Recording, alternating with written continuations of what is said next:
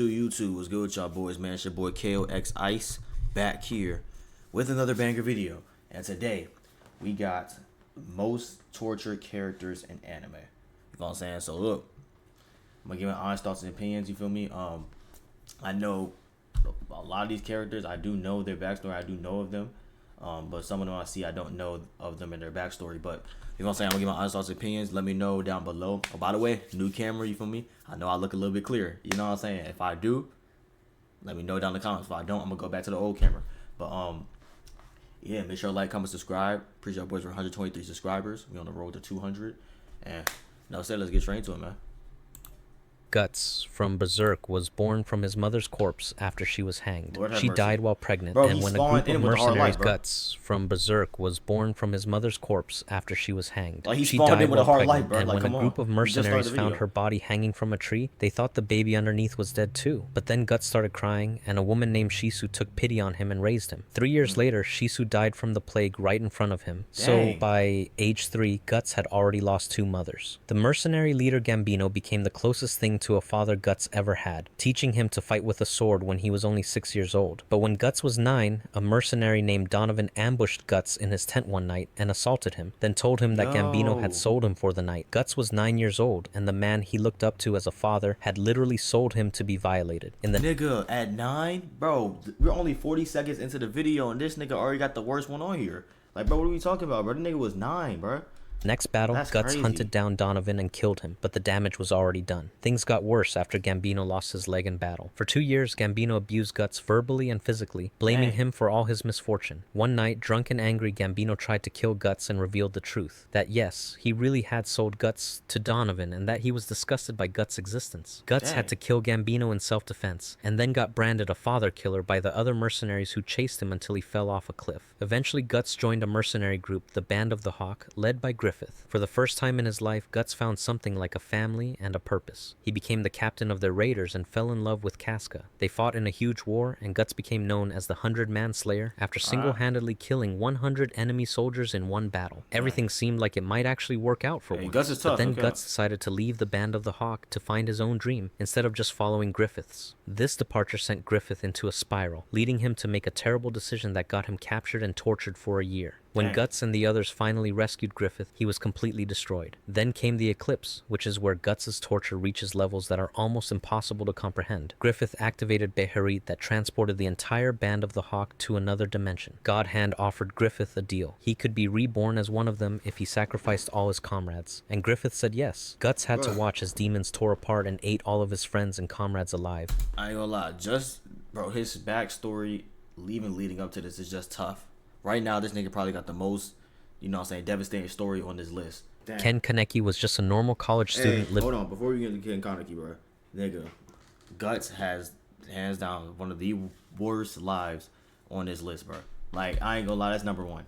It's number one, bro. I know he spent most of his time reading books and hanging out at a coffee shop called Anteiku. One day, he met a girl named Rise. By the way, this was a great anime before season 3. Kamishiro, who seemed to share his love for books. He asked her out, and she said yes. That date almost killed him. Rise was a ghoul, a creature that looks human but survives by eating human flesh. She lured Kaneki to a secluded area and attacked him, biting into his shoulder. But before she could finish him off, steel beams from a construction site above fell and crushed her. Kaneki was rushed to the hospital in critical condition. A doctor named Kanu made a decision that changed everything. He transplanted Rise's organs into Kaneki to save his life. When Kaneki woke up, he was no longer fully human. He had become a half ghoul, also called a one-eyed ghoul. Normal food tasted disgusting to him now. The only thing that smelled good was human flesh. Kaneki tried to hold on to his humanity. He joined Anteiku, a coffee shop run by ghouls who chose not to hunt humans. For a while, things were okay. But then Aogiri Tree, a violent ghoul organization, attacked and kidnapped him. This is where his real suffering began. Kaneki was handed over to a ghoul named Yamori, also called Jason. Yamori had been tortured himself in the past by a ghoul investigator who had a habit of cracking his fingers. Now Yamori did the same thing and enjoyed inflicting pain on others. For about 10 days, Yamori tortured Kaneki in a sealed room. He would cut off Kaneki's fingers and toes, then wait for them to regenerate because of his ghoul healing abilities, and then cut them off again. To make the pain last longer, Yamori injected him with a liquid called an RC suppressant.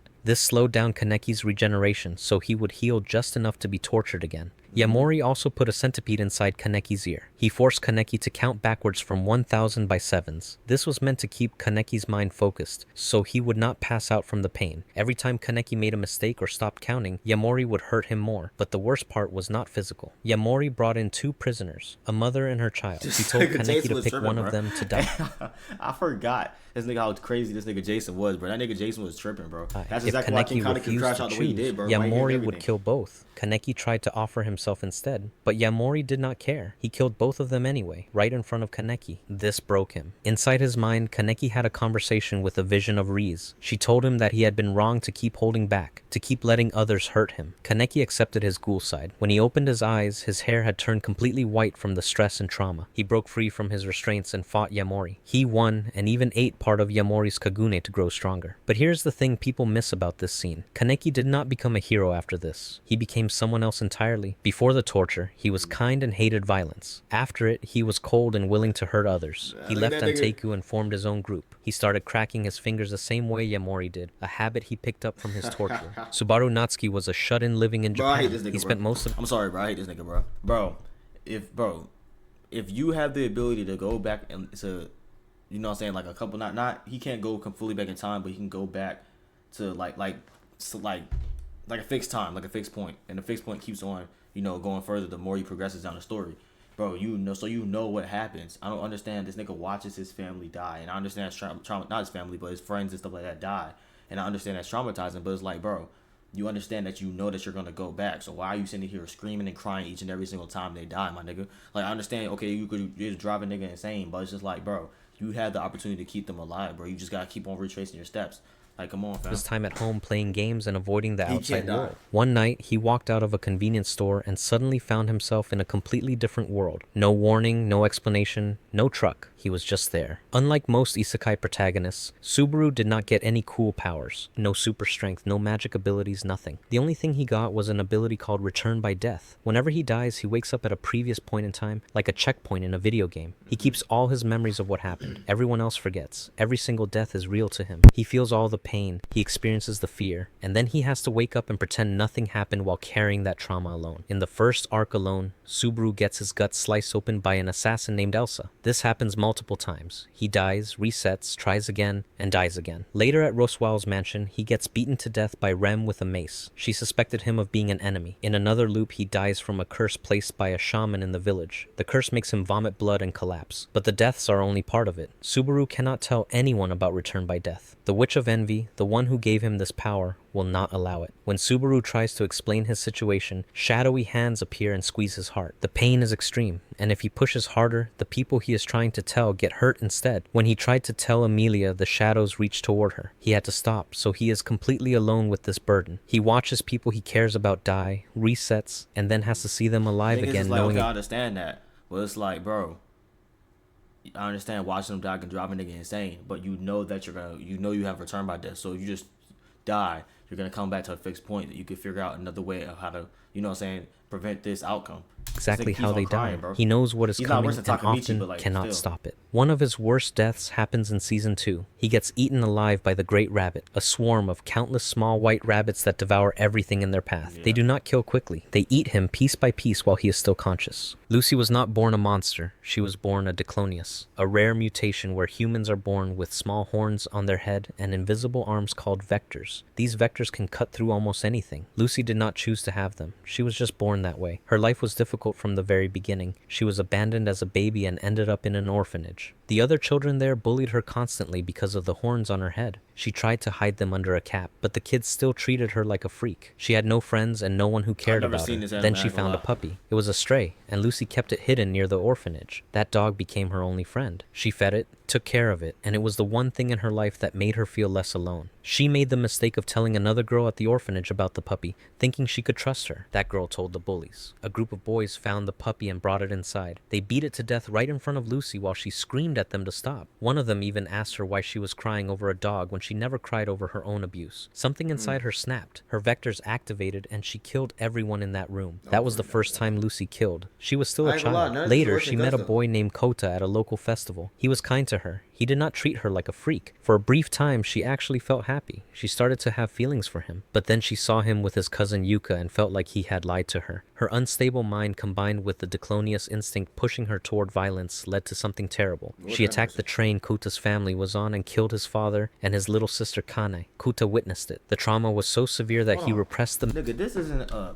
torture MA character, nigga. She's torturing other people. What are we talking about? memory for years. Lucy was eventually captured and taken to a research facility. She spent years there as a test subject. They kept her locked up with a heavy metal helmet over her head. Scientists ran experiments on her and treated her like an object, not a person. She had no freedom, no kindness, and no hope. At the start of the anime, Lucy escapes from the facility. During her escape, she gets shot in the head. The bullet does not kill her, but damages her brain. This creates a split personality. A new innocent persona called Nayu emerges. Nayu acts like a child, cannot speak properly, and has no memory of the things Lucy did. The cruel twist is that Kota, now older, finds Nayu on a beach and takes her in. He does not recognize her as the girl who killed his family. And Nayu does not remember doing it, but Lucy is still inside, and she remembers everything. Lucy never got to be a normal girl. She was hated for how she was born, abused by other children, had her only friend killed in front of her, and then spent years being experimented on like an animal. The world treated her like a monster before she ever became one. And by the time she wanted to be something else, it was already too late. Rika Furude looks like an adorable little girl. She is the shrine maiden of Hinamizawa, a small rural village in Japan. Like I said, none of this is worse than Guts. Still, like, by the way, none of this is worse than Guts. You feel what I'm saying? But hey, I'm gonna pause the video right there. You feel what I'm saying? Hey, let me know if y'all boys want a part 2. I ain't gonna lie, based off what I seen, nigga, the first 4. You feel what I'm saying? The first 4. If y'all want me to react to the rest of this, you feel what I'm saying? Part 2, I'll do part 2. Let me know down in the comments below. But Guts has the worst one on this list, hands down for sure. Guts has the worst one. But yeah, appreciate y'all boys for tuning in, man. Make sure y'all like, comment, subscribe, and we'll see y'all boys in the next one, man.